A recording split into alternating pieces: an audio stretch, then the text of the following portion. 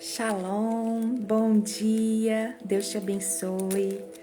Vamos fazer a leitura hoje do nosso capítulo, 1 Samuel, capítulo 17. Pega aí sua Bíblia, sua caneta, marca texto e vamos lá para mais uma leitura do dia. Que o Senhor te abençoe, te guarde e continue completando em seu coração o que Ele tem nos ensinado através dessa jornada. Como nós temos crescido, né? E que o Senhor possa mesmo trazer para a sua vida as direções necessárias, trazer para a sua vida as palavras que você precisa para um posicionamento. Que esse tempo de devocional faça de você uma pessoa melhor, te transforme, te molde de acordo com o desejo do Senhor, para os propósitos que Ele tem. Que o Senhor possa ser honrado, exaltado, engrandecido na sua vida e através de você. Eu desejo também que nessa jornada que temos vivido juntos, o seu relacionamento com o Pai tenha melhorado.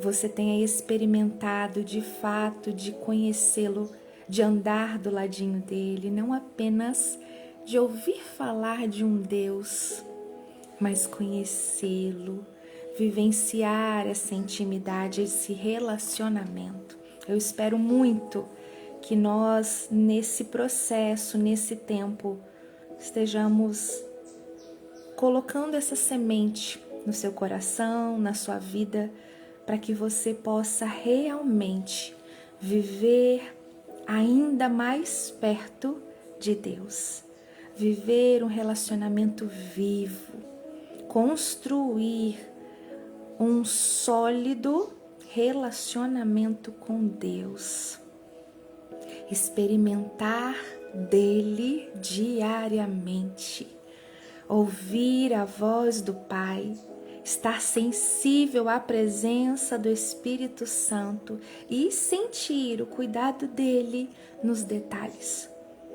Que o Senhor te transforme, te melhore, te molde, te faça crescer, evoluir e seja um instrumento nas mãos do Senhor. Amém? Vamos orar então. Senhor, louvamos o teu nome porque tu és santo, vivo, poderoso. Tu és o mesmo ontem, hoje, será eternamente. O Senhor não muda. O Senhor é aquele que fez, faz e continuará fazendo. Tu és grande, soberano e está acima de tudo e qualquer coisa, mesmo que muitas vezes não seja da forma que queríamos. Mas o Senhor tem propósito em todas as coisas. E sabemos disso principalmente quando buscamos estar no centro da tua vontade. Pai, seja honrado em nós, seja conhecido em nós. Vão ter situações no nosso dia a dia de minutos com outras pessoas, de horas, e às vezes apenas por alguns segundos teremos relacionamento com o outro, veremos pessoas em momentos, em ambientes e muitas dessas vezes não abriremos a boca para falar algo a seu respeito. Mas eu sei, Pai, que mesmo sem falar, o Senhor pode nos usar com as nossas atitudes, com a nossa educação, com a nossa empatia, com o nosso amor, com as nossas ações. Queremos ser um reflexo de Ti. Queremos refletir o Senhor. Queremos exalar o Teu cheiro. Deus, que ambientes, que pessoas possam ser impactadas por Ti em nós, ao colocarmos os nossos pés, ao pegarmos na mão e, se pudermos, ao darmos aquele abraço, as pessoas possam na hora sentir o Teu Espírito Santo, o Teu toque. Ah, Deus, usa-nos como o Senhor quiser, como o Senhor quiser. Desejamos estar sensíveis às Tuas orientações. Se for para pegar na mão de alguém, mostra-nos. Se for para dar um abraço, mostra-nos. Se for para dar um sorriso, dar um bom dia, fazer uma oração, entregar algum recado, eis-nos aqui. Sabemos que tudo é para honra e glória do Senhor. Nós somos apenas vasilhames em Tuas mãos, apenas instrumentos em Tuas mãos. Usa-nos como o Senhor desejar. Transborde em nós. Por isso que pedimos mais de Ti em nós, mais de Ti em nós e menos de nós mesmos. Transborde em nós, Pai. Eu quero tanto de Ti, a ponto de derramar em quem me esbarrar.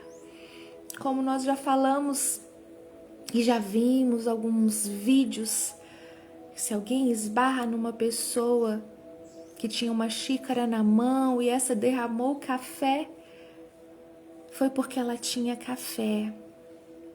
Então nós sabemos que vamos derramar no outro aquilo que temos aqui dentro. E eu quero mais de Ti em nós, mais de Ti e menos de nós mesmos. Transborde em nós. É a nossa oração neste dia. Conduza o nosso estudo, a nossa leitura e fale aos nossos corações. Amém e amém. Glória a Deus. Então vamos lá? 1 Samuel capítulo 17 começa assim. Golias desafia os israelitas. Os filisteus se reuniram para lutar em Socó, uma cidade de Judá. Acompanharam num lugar chamado Fronteira Sangrenta, entre Socó e Azeca. Saul e os israelitas se juntaram, acamparam no Vale do Carvalho e se prepararam para lutar contra os filisteus. Os filisteus pararam no monte que ficava de um lado do vale e os israelitas ficaram no monte do outro lado. Um homem chamado Golias, da cidade de Gate, saiu do acampamento filisteu para desafiar os israelitas. Ele tinha quase 3 metros de altura e usava um capacete de bronze e uma armadura também de bronze que pesava uns 60 quilos. As pernas estavam protegidas por caneleiras de bronze e ele carregava nos ombros um dardo também de bronze. Dardo. O que é dardo? Dardo. Vamos ver. Dardo. Arma feita de uma vara de madeira na qual era colocada uma ponta de ferro e que era atirada com uma das mãos. Olha, igual assim, né? Tem efeito sonoro aqui, viu? Ai, ai. Continuando. A lança dele era enorme, muito grossa e pesada. A ponta era de ferro e pesava mais ou menos 7 quilos. Na frente dele ia um soldado carregando seu escudo.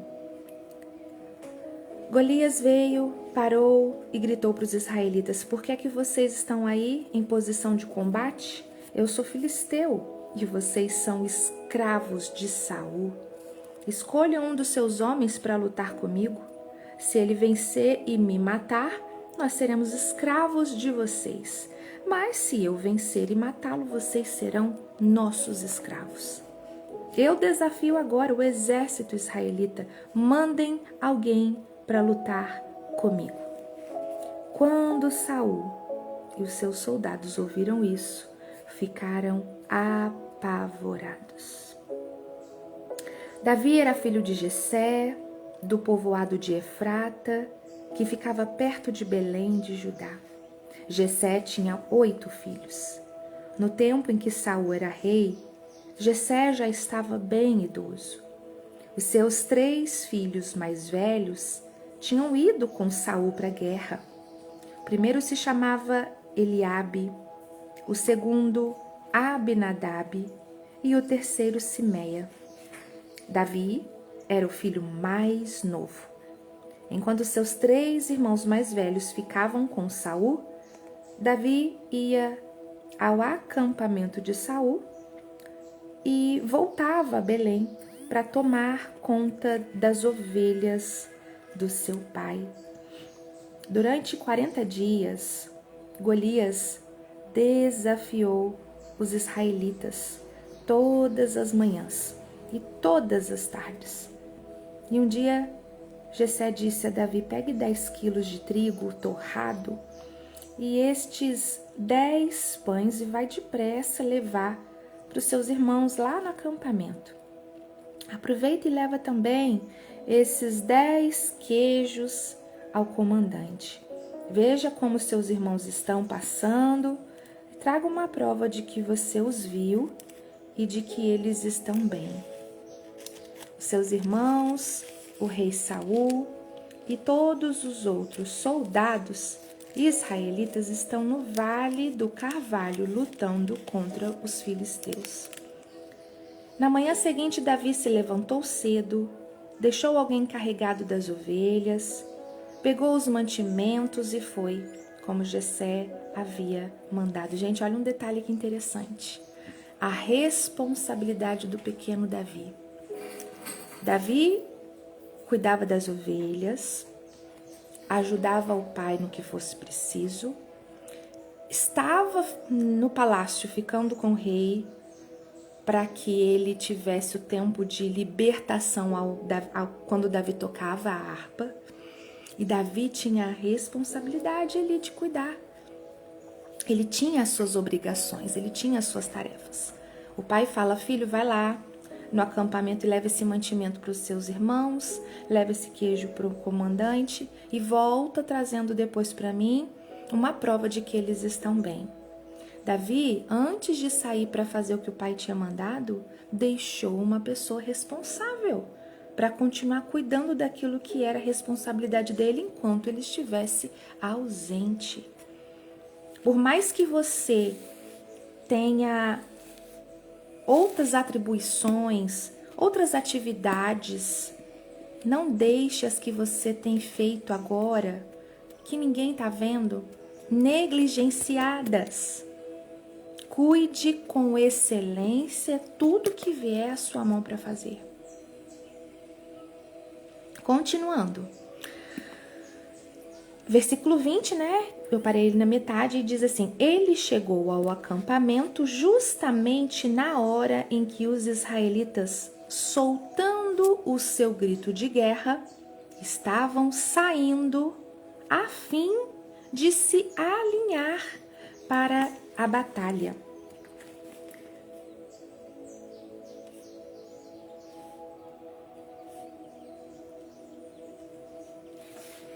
Continuando, versículo 21, o exército dos filisteus e o exército dos israelitas tomaram posição.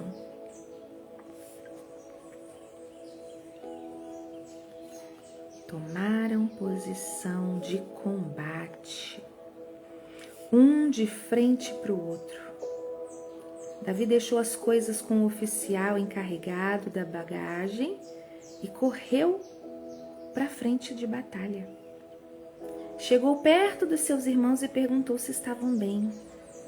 E enquanto Davi estava falando com eles, Golias avançou e desafiou os israelitas, como já havia feito antes. E aí Davi escutou. Quando os israelitas viram Golias, fugiram apavorados.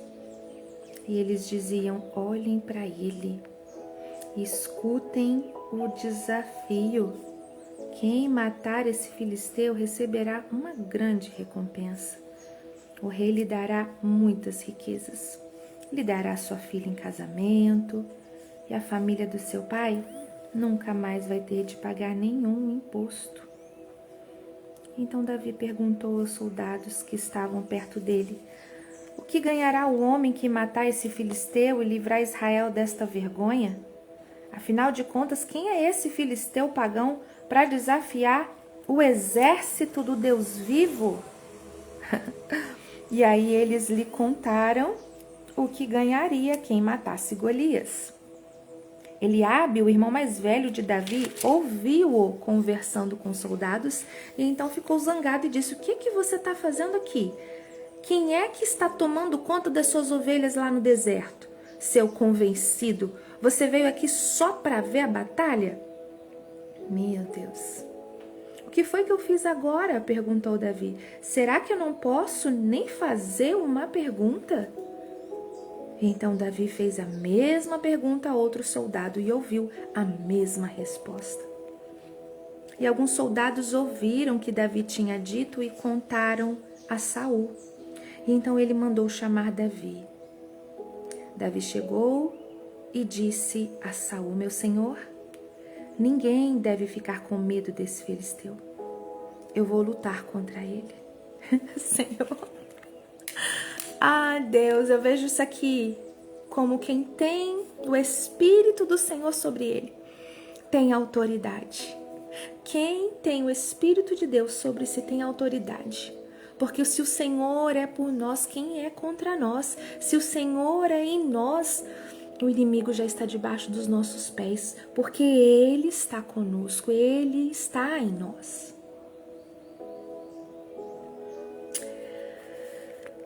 Ninguém deve ficar com medo desse filisteu.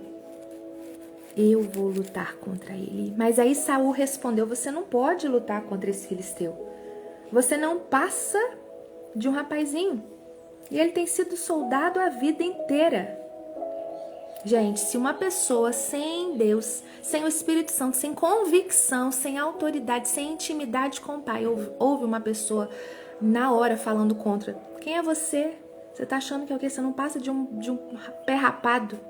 Cuida de ovelha? Pequeno, o menor da sua casa? Tá achando que vai poder lutar com esse homem? Olha o tamanho dele. E ele não aprendeu a lutar de ontem para hoje, não. Ele luta e treina a vida inteira. Olha, gente. Mas Davi diz: meu Senhor, eu tomo conta das ovelhas do meu pai. E quando um leão ou um urso carrega uma ovelha, eu vou atrás dele. Ataco ele e tomo a ovelha.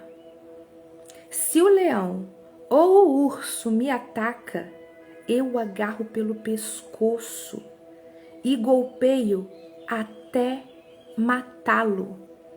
Eu tenho matado leões e ursos. E vou fazer o mesmo com esse filisteu pagão que desafiou o exército do Deus vivo. O Senhor Deus me salvou dos leões, me salvou dos ursos e também me salvará desse filisteu. Oh, Deus, que lindo, Jesus. Que lindo, gente. Pois bem, respondeu Saul. Vai, e que o Senhor Deus esteja com você.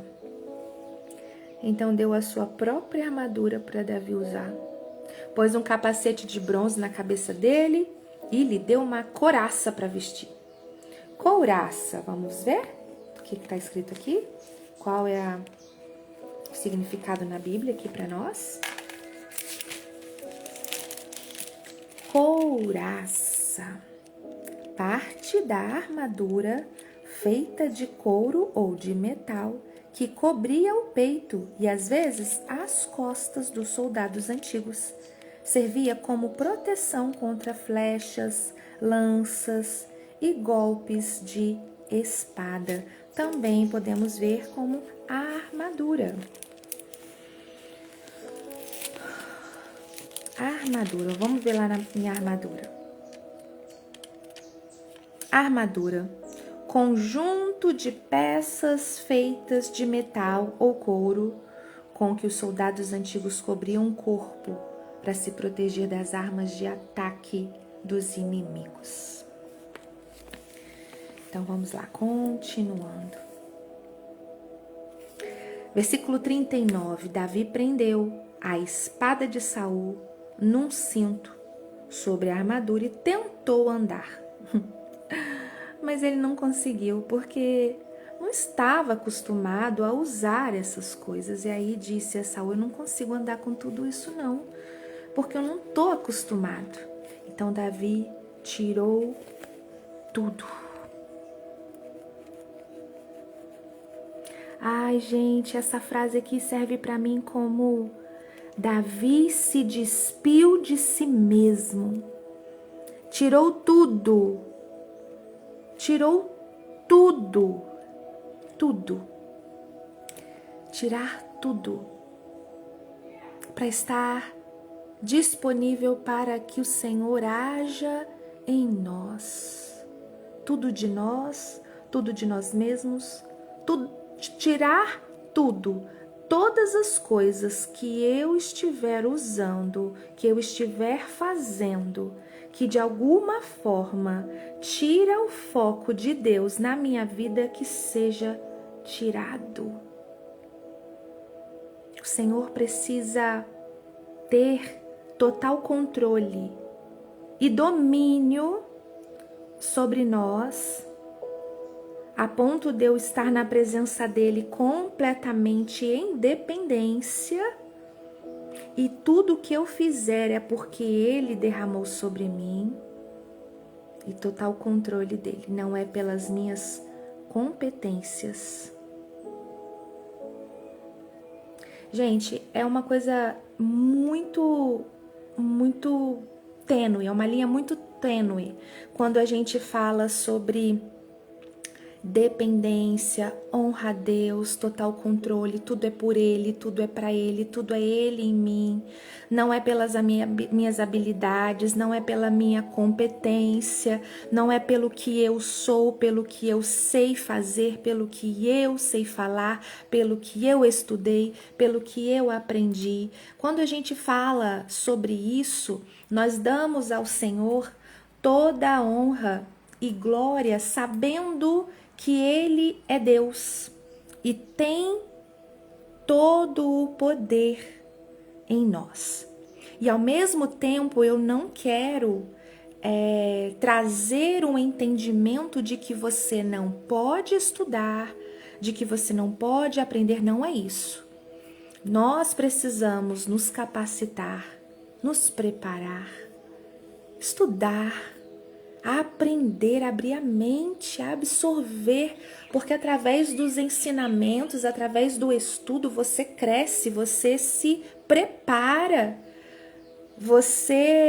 O preparar é estar pronto para um novo lugar. À medida com que a sua mente expande e o que você aprende e absorve, você não volta ao que era antes. Então você deu um novo passo, você avançou mais um pouco. E o Senhor entrega de acordo com aquilo que eu busco, de acordo com aquilo que eu me preparo, de acordo com aquilo que eu me entrego. A partir do momento que nós lemos a Bíblia, nós estamos avançando. E se eu defendesse a ideia de que, já que é toda honra e glória para o Senhor, não é por mim, não é pelas minhas competências, então eu não preciso fazer nada porque é para a honra dele. Se eu abrir a boca, já que eu não estudei, é para que ele seja honra. Não é isso. Se fosse assim, nós nem leríamos a palavra. Porque se eu abro a palavra para me dar crescimento, aprendizado, em ensino, inteligência, discernimento, e isso me leva para um outro nível. mas é entender. Nós não estamos defendendo, eu preciso achar o termo para isso, mas é não ser medíocre, sabe? Não ser medíocre, não desejar ser ignorante, não desejar e usar isso como um respaldo para ficar na mesma inércia, sabe? Para ficar paralisado, não. Estude, evolua, aprenda, abra a mente, absorva, cresça, entenda. Busque no Senhor sabedoria. A sabedoria vem através do que a gente aprende e põe em prática. E com tudo isso é entender, foi, avançou, conseguiu, aconteceu, é porque o Senhor desejou, é porque o Senhor quis, é por Ele, foi Ele que permitiu isso acontecer em você, através de você. Vocês conseguem entender?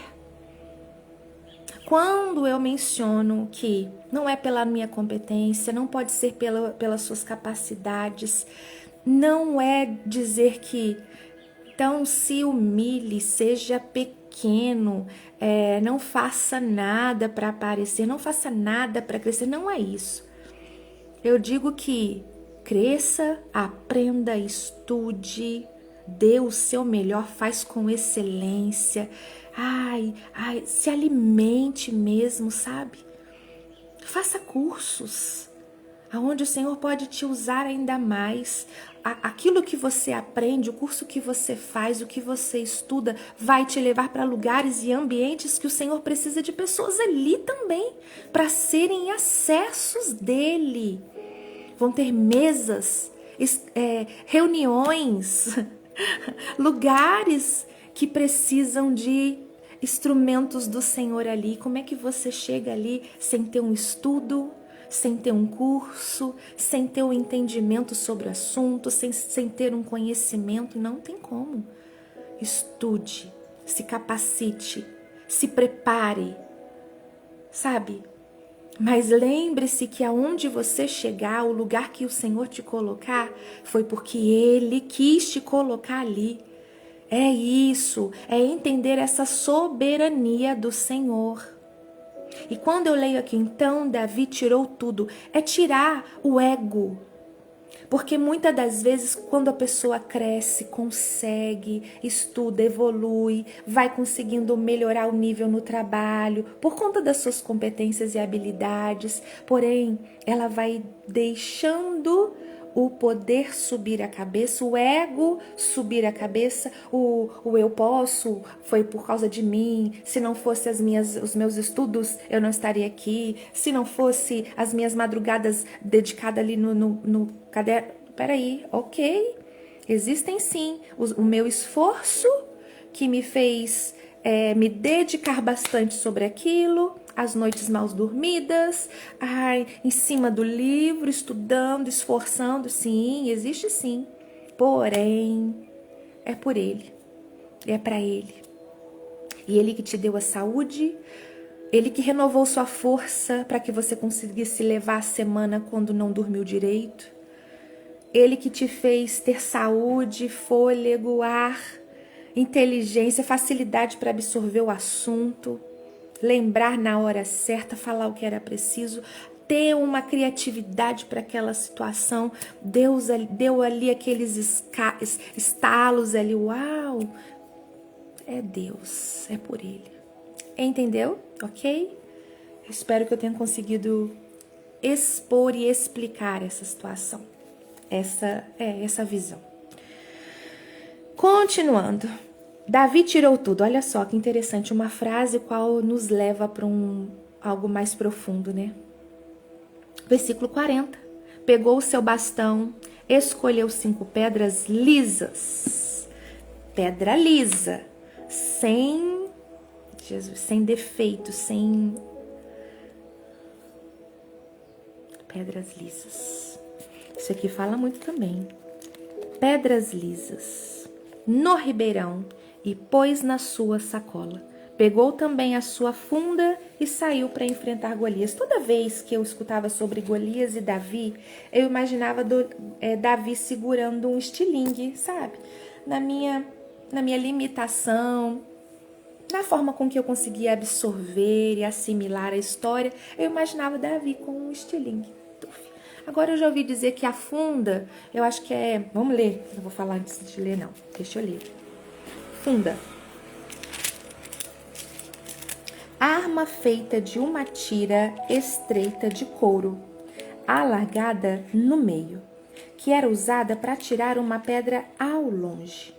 Numa das pontas das tiras havia uma alça, que era segurada pelo atirador ao girar a funda acima da cabeça, enquanto que a outra ponta era solta, no momento certo, para lançar a pedra. Uau! Eu nunca vi uma funda funcionando. Eu acho que eu consigo imaginar, mas eu não consigo entender como que é essa pedra presa no meio da parte mais grossa. Eu acho que talvez põe no meio, segura as duas pontas, roda e no momento certo vai soltar uma ponta que aí ela vai... Deve ser, né? Enfim, deve ter muita coisa disso na internet. Uma hora eu vou procurar para poder assimilar, mas é rodando então, não. Que legal! Que pontaria! Eu já ouvi dizer também que as pessoas olhavam, olha o tamanho daquele gigante.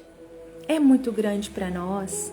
Olha o tamanho daquela cabeça, olha o tamanho daquele corpo.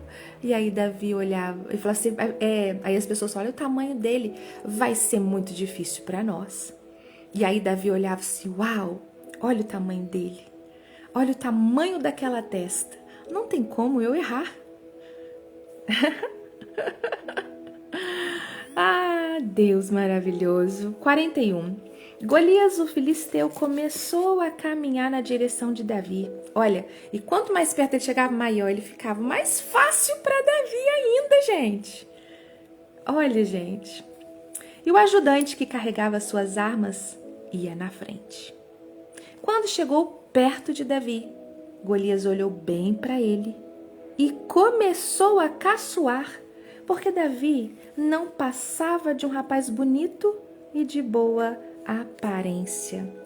Gente, ainda assim, no momento decisivo, vai ter situação para tentar te desestabilizar. Davi já estava pronto, já estava ali esperando. Golias veio andando na direção de Davi, ou seja, a situação desafiadora ainda vem, tentando contra você. E ainda vai tentar uma última cartada, te desestabilizar. Caçoou de Davi, começou a caçoar. Caçoar porque, olha o que ele usou, que coisa. Porque ele era um rapaz bonito e boa aparência, até a sua qualidade, na hora do desafio, vai virar uma arma para alguém tentar te desestabilizar. Caçoar da sua qualidade. Caçoar de um ponto positivo. Até isso. E aí disse para Davi, para que é esse bastão aí? Você pensa que eu sou algum cachorro? Em seguida rogou a maldição dos seus deuses sobre Davi e o desafiou dizendo, gente, antes de desafiar, ele roga uma maldição. Sangue de Jesus tem poder, olha só. Quanto detalhe rico nessa passagem que eu não tinha conhecimento. E aí, o que eu aprendo aqui?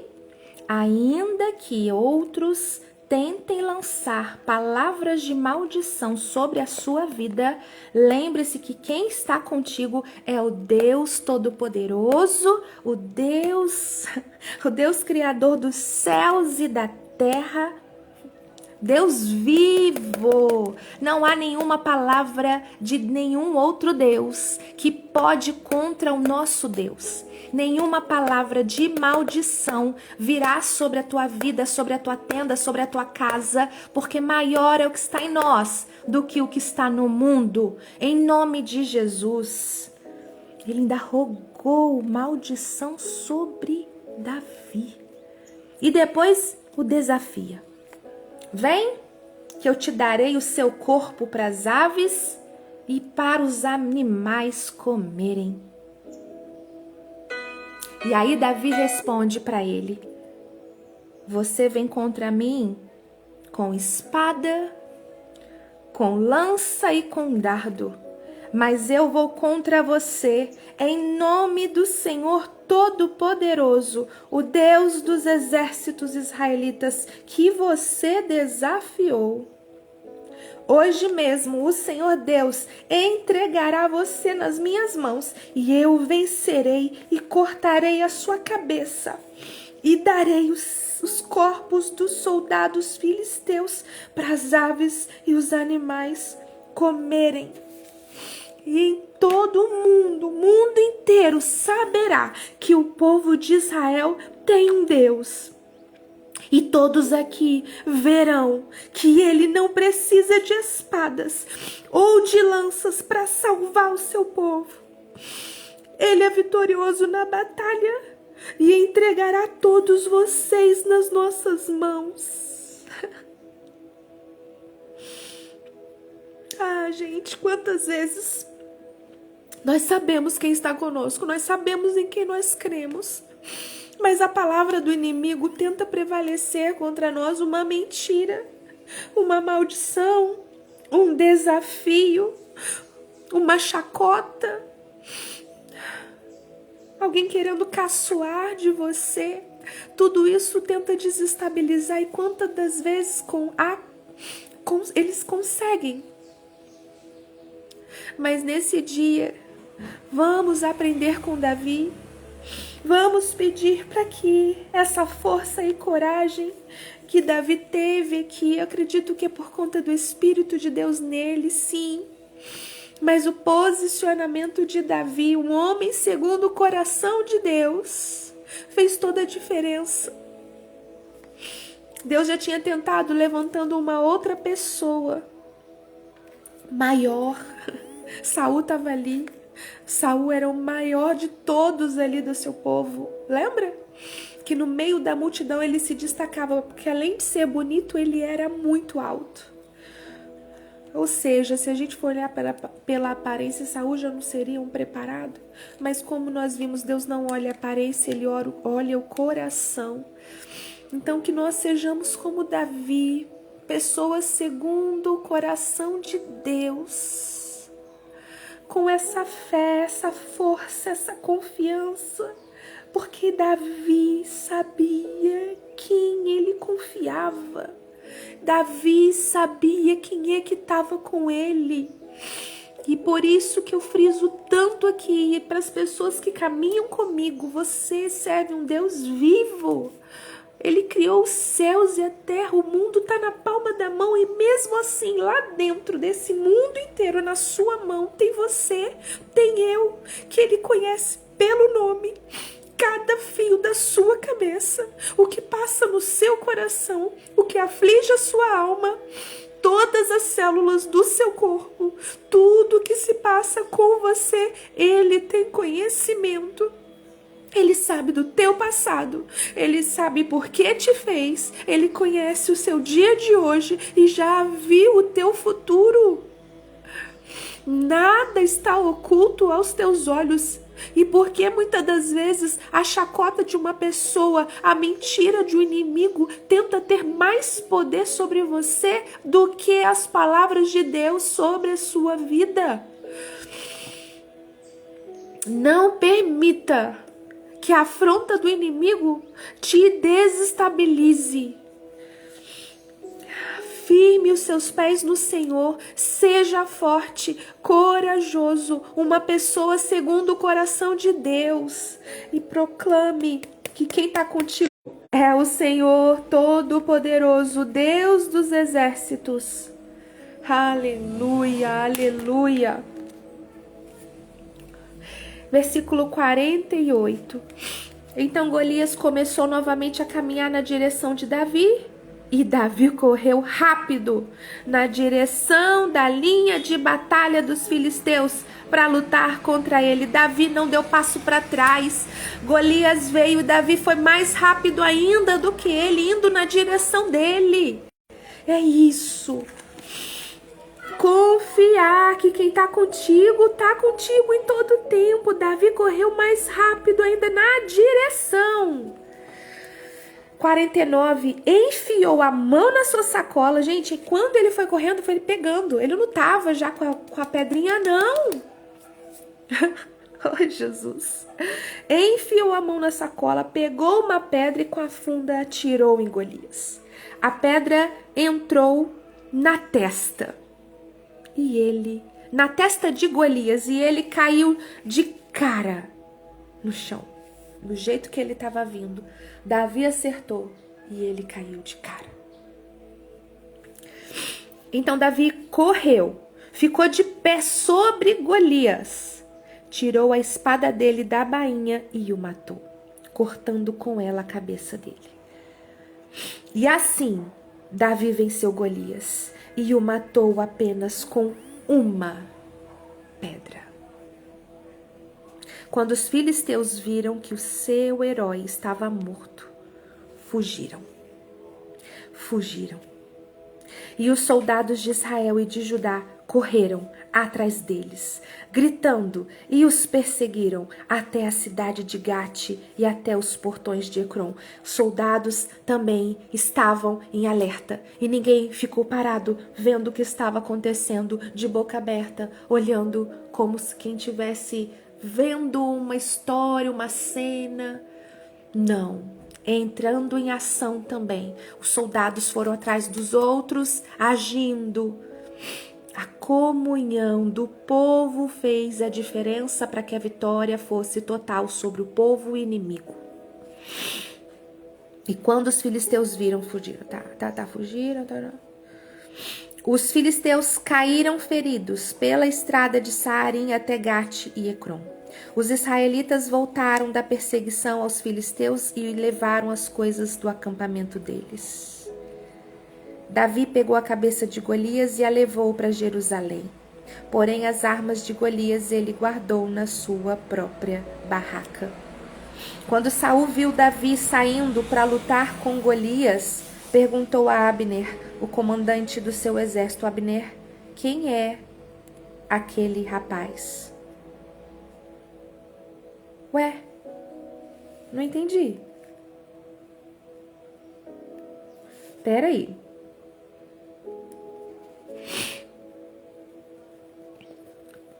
Não foi Saul que deu as roupas dele para Davi vestir? Ele disse a Saul: não consigo, pega, tal.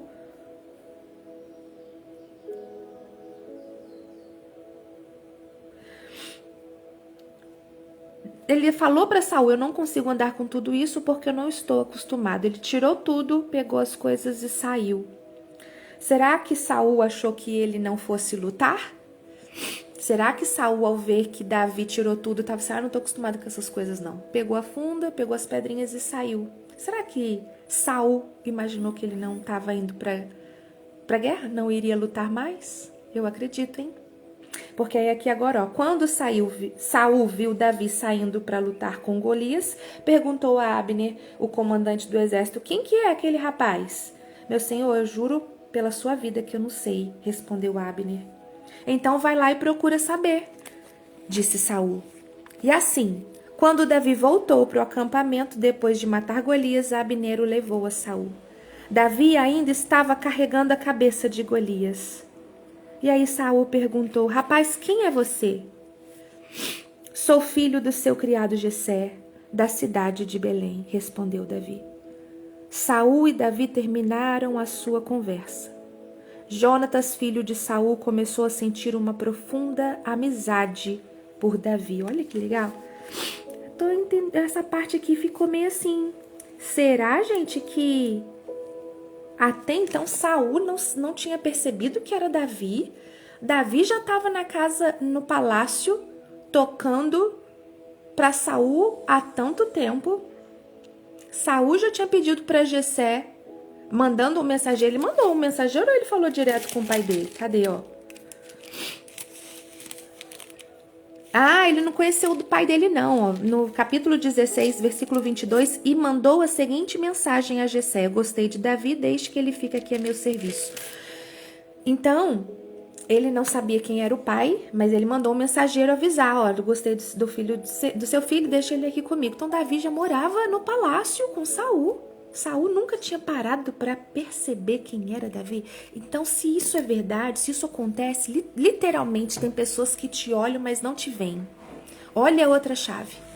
Tem pessoas, no ambiente de trabalho principalmente, isso acontece muito. Tem pessoas que estão ali que te olham. Sabe que existe uma pessoinha, uma menina que trabalha naquela mesa ali no cantinho, mas nunca enxergou aquela menina no cantinho ali.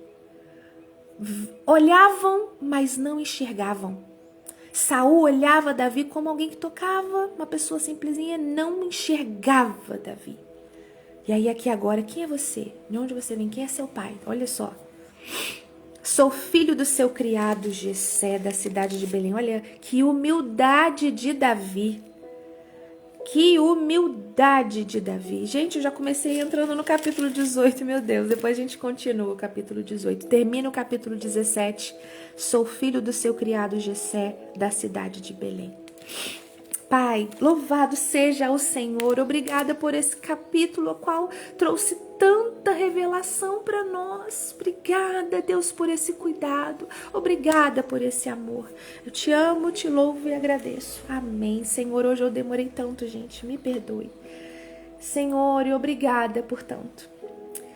Esse é um dos episódios mais conhecidos de toda a Bíblia, mas ele nunca perde a força. É o clássico duelo entre a lógica do medo e a perspectiva da fé.